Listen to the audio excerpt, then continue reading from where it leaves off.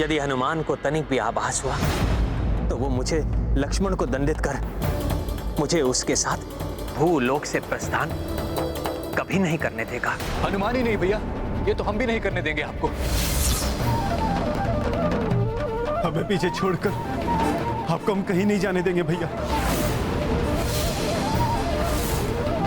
मेरे भ्राता, यदि मैं तुम्हें छोड़कर नहीं गया तो अयोध्या की प्रजा का ध्यान कौन रखेगा? नहीं भैया नहीं, अब इस प्रकार बार बार हम दोनों को अकेला छोड़कर नहीं जा सकते। आपके वनवास के समय आपने जो हमारे साथ किया हम वो पुनः होने नहीं दे सकते। हाँ भैया, उस समय तो मैं आपका आदेश मानकर लौट आया था, किंतु यदि इस बार ऐसा हुआ तो मैं आपके आदेश का उल्लंघन करूंगा। जब आप वनवास में थे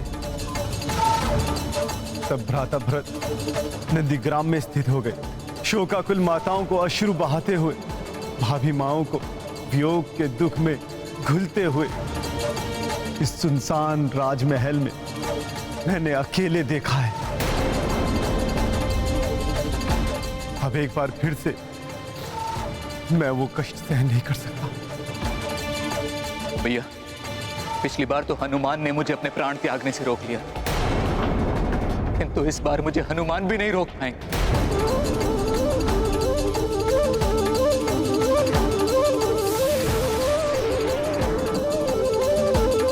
भैया, इस बार हनुमान जी भरत भैया को तो क्या, मुझे भी नहीं रोक पाएंगे।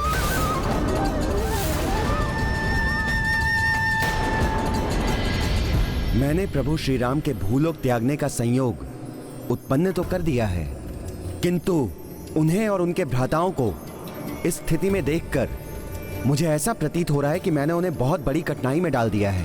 मनुष्य हो या ईश्वर, धर्म का पालन तो किसी के लिए भी सरल नहीं। धर्म के मार्ग में अनेक कठिनाइयां आती हैं, पग पग पर त्याग करना पड़ता है, किंतु जो धर्म के लिए अपना सर्वस्व निछावर करते हैं वही इस संसार के लिए श्रेष्ठतम उदाहरण प्रस्तुत करता है और पूजनीय बनता है। ऋषिवर दुर्वासा को सकुशल उनके आश्रम पहुंचाकर मैंने प्रभु का कार्य तो कर दिया, फिर भी मेरा मन इतना अशांत क्यों है? क्या उसका संबंध ऋषि दुर्वासा के द्वारा कहे गए वचनों से तो नहीं?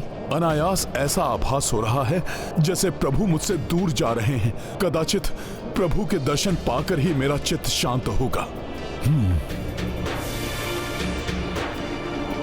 हमें जो भी निर्णय लेना है हनुमान के यहाँ पहुंचने के पूर्व ही लेना, क्योंकि अब वो आते ही होंगे।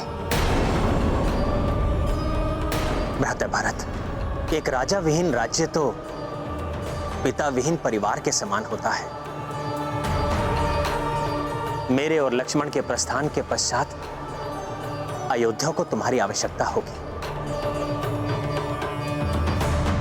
मैं तुम्हें राजा नियुक्त कर शत्रुघ्न को राजकाज में तुम्हारी सहायता के लिए छोड़कर जाने का इच्छुक हूं।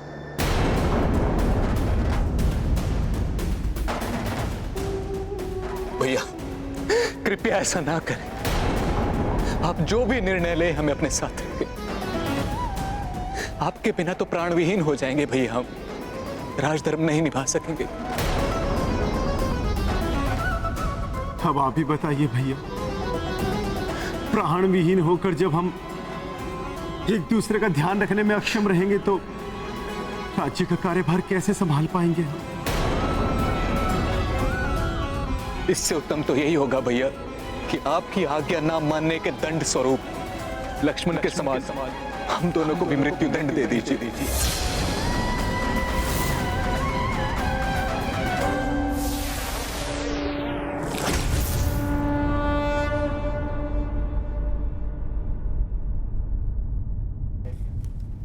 भैया, आपकी असीम वेदना का भान है मुझे, किंतु मुझे यह भी ज्ञात है कि आपके बिना भ्राता भरत और शत्रुघ्न भी नहीं रह सकेंगे।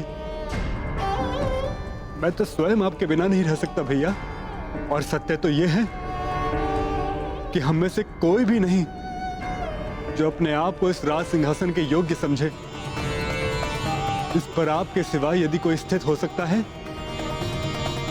तो वो आप ही के स्वरूप है भैया। अब इस राज सिंहासन पर लवकुश का अधिकार। मेरी भी यही मान्यता है भैया। आपके पुत्र योग्य है, पराक्रमी है। युद्ध भूमि में उन दोनों के पराक्रम के हम साक्षी। बुद्धि, विवेक, ज्ञान सब में परिपूर्ण है वे। आपके बाद यदि इस सिंहासन पर कोई बैठने योग्य है तो केवल वही है भैया।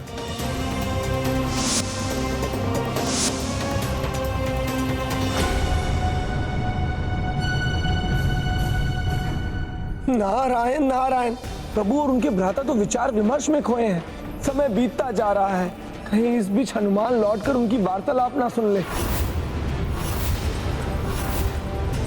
उन्हें ज्ञात ना हो जाए कि निकट भविष्य में क्या होने वाला है। अन्यथा वही होगा जिसका भय हमें नहीं, स्वयं प्रभु श्री राम को भी था। देवर्षि नारद, हनुमान को जितना मैं समझता हूं उसके अनुसार तो प्रभु के भूलोक त्यागने का विचार सुनकर वो प्रभु प्रेम में बह जाएंगे और ऋषि दुर्वासा की बात तो क्या, वो सब कुछ भुला बैठेंगे। क्योंकि जब वो गंधर्वों से युद्ध कर रहे थे और यमराज ने ब्रह्मदेव का संदेश प्रभु श्री राम तक पहुंचाया था, तब उनके आभास मात्र से ही हनुमान की क्या स्थिति हुई थी, वो हम सब में से किसी से छिपी नहीं है। अब जब हम सब ने निश्चय कर ही लिया है तो हमें लवकुश के राज्य अभिषेक की तैयारी करनी चाहिए। लवकुश को ही अयोध्या का आधा आधा राज्य सौंपकर हम चारों भ्राता एक साथ सरयू के पावन जल में जल समाधि लेंगे।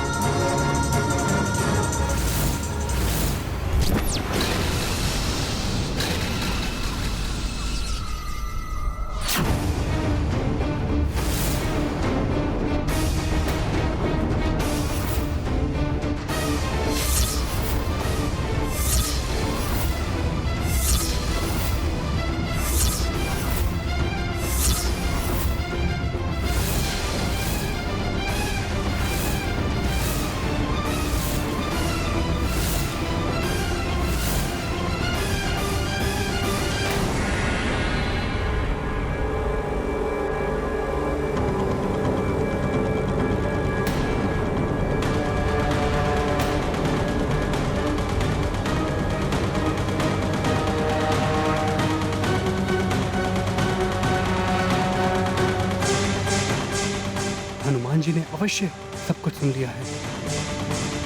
अब क्या होगा, क्या करेंगे हनुमान? अपने इस भोले भक्त हनुमान को मैं कैसे समझा सकूंगा?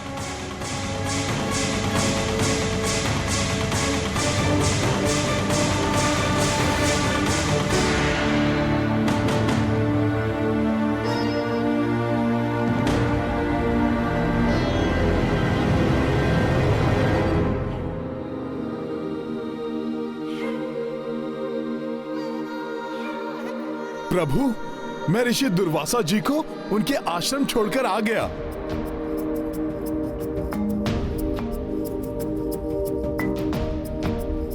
किंतु प्रभु, जब मैं लौटा तो आप सब लोग इतने चिंतित क्यों थे?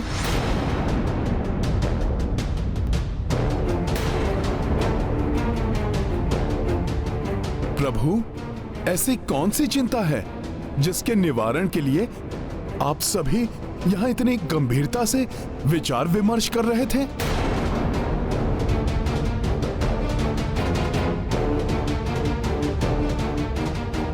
हनुमान जी, हम तो बस लवकुश के भविष्य के बारे में बातें कर रहे थे। जिनके भविष्य के विषय में हम निर्णय ले रहे हैं, बहुत समय से उनके दर्शन नहीं हुए।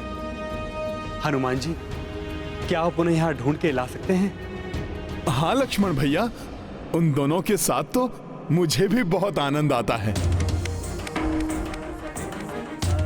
लक्ष्मण भैया, मैं अभी गया और उन दोनों को लेकर अभी आया।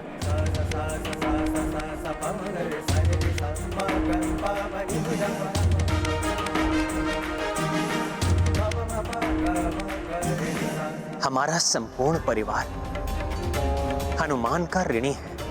उससे ये बात अधिक समय तक छिपाना उचित नहीं है कि हम चारों भ्राता इस संसार का परित्याग करने वाले हैं। अभी तो उसे इस बात का ज्ञात नहीं है, किंतु कभी ना कभी तो अवश्य होगा।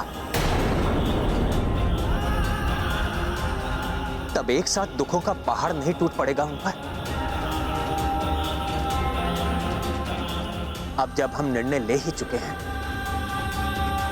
तो आप तीनों लव कुश को समझाकर उन्हें उनके राज्य अभिषेक के लिए तैयार कीजिए। मैं हनुमान को बताने का, उसे समझाने का प्रयास करूंगा, जिससे वो धैर्यपूर्वक मेरा जाना स्वीकार कर सके। यह असंभव कार्य केवल एक ही स्थान पर संभव हो सकता है। मैं हनुमान को वहीं लेकर जाऊंगा।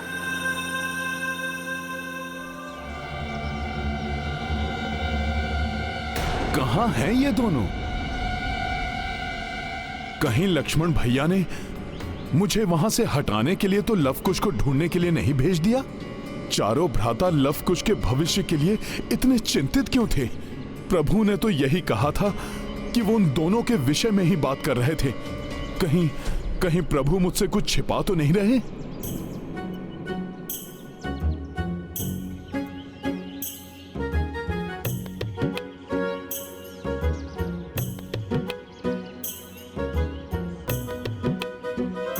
यहां मेरा पीछा कौन कर रहा है?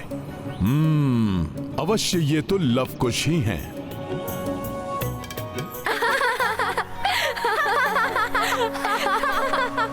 हनुमान जी, हमें आपके साथ बहुत आनंद आता है। आप हमारा साथ कभी मत छोड़िएगा। मैं वचन देता हूं, कभी भी तुम दोनों को छोड़कर कहीं नहीं जाऊंगा। किंतु अभी तुम दोनों को प्रभु श्री राम ने बुलाया है। शीघ्र चलो मेरे साथ। पिताश्री ने बुलाया है? किंतु क्यों? कोई विशेष कारण है क्या हनुमान जी? मुझे तो मात्र इतना ही ज्ञात है कि तुम दोनों के भविष्य के बारे में प्रभु कुछ बताना चाहते हैं। चलो चलो राजभवन चलो। जी हनुमान जी। पिताश्री।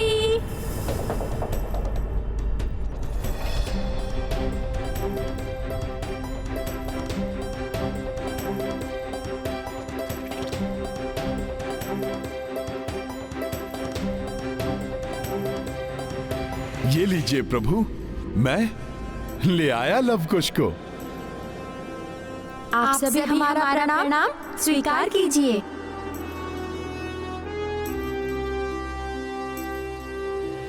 पिताश्री, बताइए, आपने हमें किस लिए बुलाया है? किसी शत्रु को पराजित करना है क्या? हम युद्ध के लिए तैयार हैं। आज्ञा दीजिए।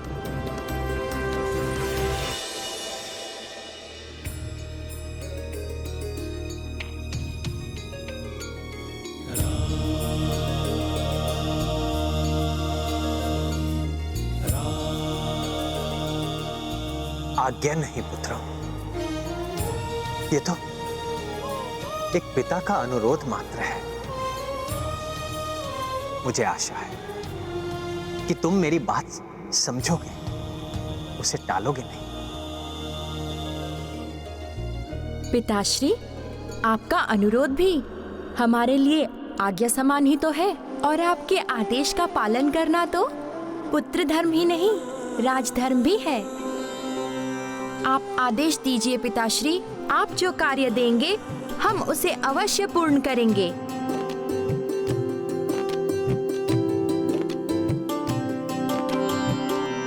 ये तुम्हें तुम्हारे काकाश्री बताएंगे पुत्र। मुझे अभी एक अन्य महत्वपूर्ण कार्य करना है।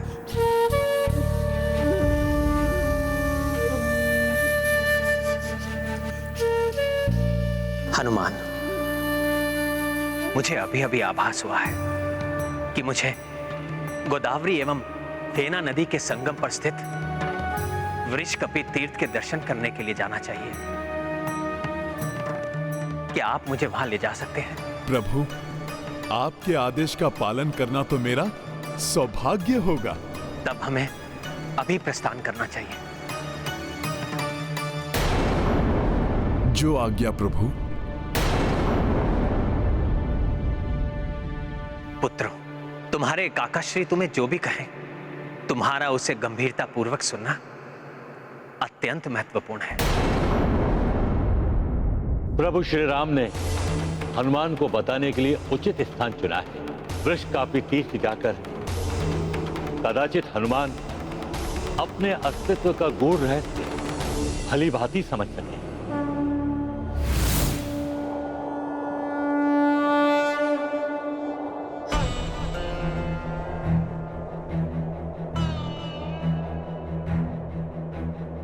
हनुमान के हृदय को भेदने वाला जो समाचार मैं उन्हें देने जा रहा हूं, उसके लिए मुझे अभी से तैयार करना चाहिए, अन्यथा एकाएक सुनकर कदाचित वो सहन न कर सके। किंतु मैं बताना प्रारंभ भी करूं तो कैसे? हनुमान, तुम तो मेरे वो भोले भक्त हो जिसने मेरे प्राण बनकर पग पग पर मेरा साथ दिया। अपने प्राण छोड़ने के साथ तुम्हारा साथ छोड़ने का भी समय आ गया है। ये कैसे बताऊं तुम्हें?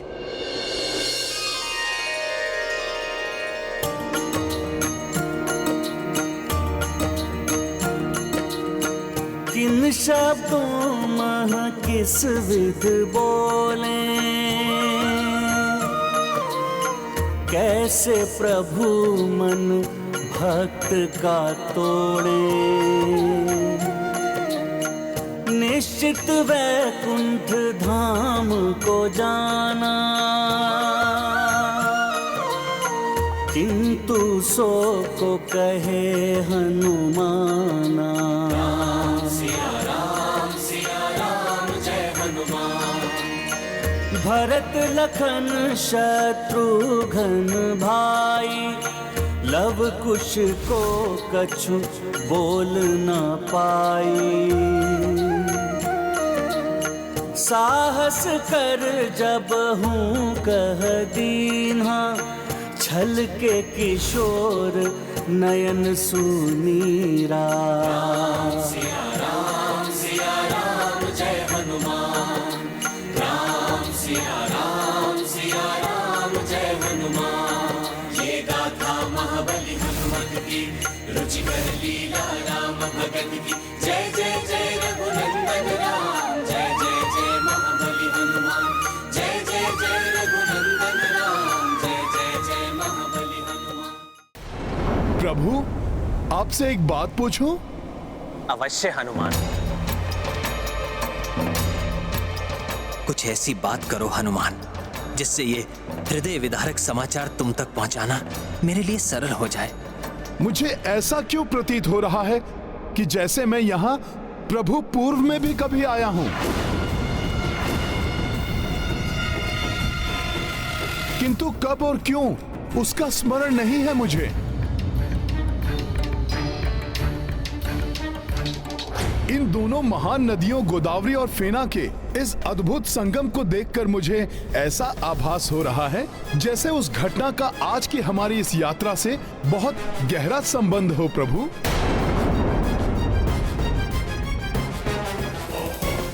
प्रभु, बड़ी विचित्र बात है, ऐसा आभास क्यों हो रहा है मुझे? प्रभु बताइए ना। हनुमान, तुम्हें जो आभास हो रहा है वो उचित है। दोनों घटनाएं वास्तव में एक दूसरे से संबंधित हैं। हनुमान, ये वृषकपि तीर्थ है। मैं इसकी संपूर्ण कथा तुम्हें नीचे उतरने पर सुनाऊंगा। संभव है तब तुम्हें समझ में आ जाए।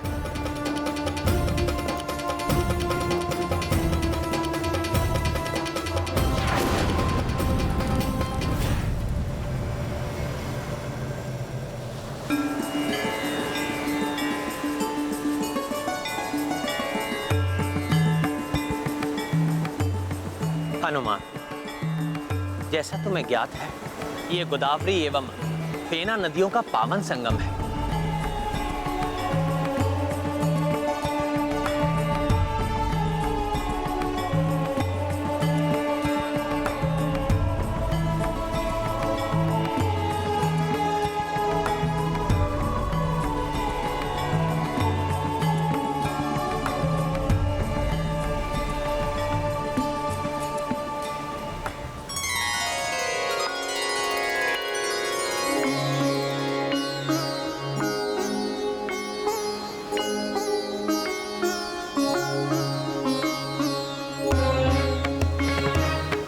इस तीर्थ पर आने से श्रद्धालु को भगवान शिव और भगवान विष्णु दोनों का आशीष प्राप्त होता है।